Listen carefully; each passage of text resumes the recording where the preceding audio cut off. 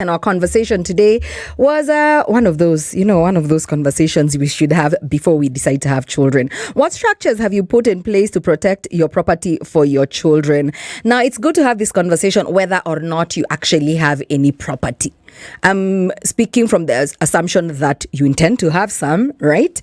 So it's good to have these discussions ahead, and it doesn't just end. Securing your children's future does not just end with property, and there's a lot. There's the education, there's their health insurance, there's investments, whether you're saving, whether you are planning, whether you're saving, whether you are investing this money in the right places, right? Investing your assets, trying to grow them over time.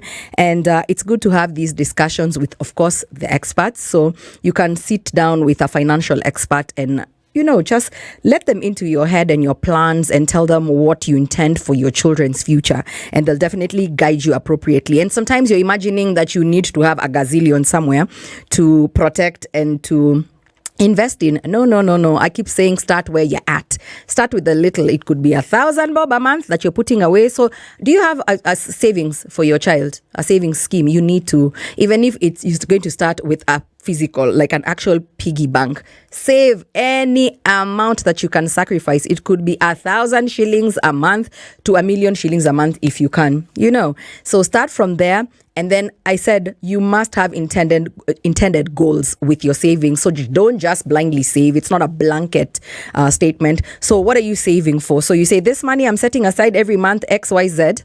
This amount XYZ is for tuition fee, college fee. This one I'm saving for extracurricular activities. I want to build on my children's skills, because guess what? Your children don't just have to be academically, challenged mentally. You need to make sure that their skills also outside the classroom are at par with other children, if not better than other children. You have to give them a competitive edge. Your children they are an A student, but can they do other things? So think about how you can build their skills, help them harness and acquire new skills, coding, STEM. Lately, you see a lot. So even when you're planning for your children, maybe you don't have those gazillions. Your children are your investment. Make sure that they are fit to live in this day and age, or even the future, because things are changing. Are you looking at these brats lately? You just read someone's skill, someone's child. I'm like, what can't this person do? This child is good at hockey, at football. They are good with the sciences. They go for athletics and they are leading. They go for spelling bees. You need to make sure that you're investing in your child, like every single aspect of your child's life, including their mental space. So it doesn't just end at the financial. But of course, if you have some money, you have some wealth that you're trying to acquire, you need to find out how to grow it, how to make sure it lasts through generations. And also your children will find something that will help them, move forward as individuals and also as a family. Sandia, I can't wait to hear from you and what you have to say about this one, the structures you're putting in place to protect your property for your children's future, and how you're just setting them up for a brighter future than many people have gotten. We can't leave our children with good looks and charm like me. We must leave them with more. But my parents did a pretty decent job. I'm very grateful to them for everything they did. So let's hear from you and what you have to say about this one, as we wait for the news. So as a parent, the measures I've put in place to safeguard my property for my children is that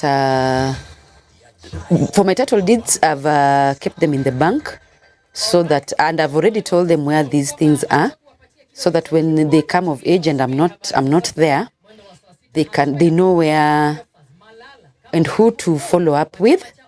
And also at home, I try to train my children to do house chores, take care of their rooms, take care of their playthings, take care of everything in the house, so that they can just learn to be good custodians of anything that is left in their hands, even in now and also in the future, when us as parents, we are not there to guide them on what to do.